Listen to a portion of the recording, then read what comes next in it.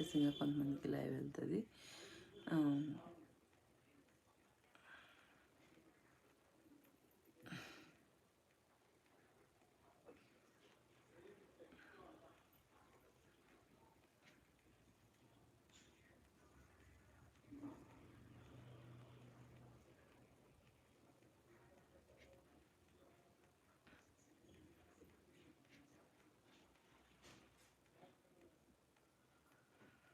గుద్ద మూసుకొని పోలే.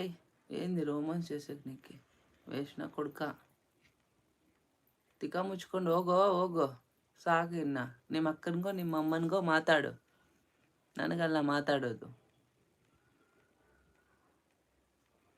ನಿಮ್ಮ ಅಮ್ಮನಿಗೆ ಮಾತಾಡು, ನನ್ನ ಹತ್ರ ತುಂಬ ರೊಮ್ಯಾನ್ಸ್ ಮಾಡು ಅಂತ. ಆವಾಗ ನಿಮ್ಮಮ್ಮ ತೋರಿಸ್ತಾರೆ ಎಲ್ಲ.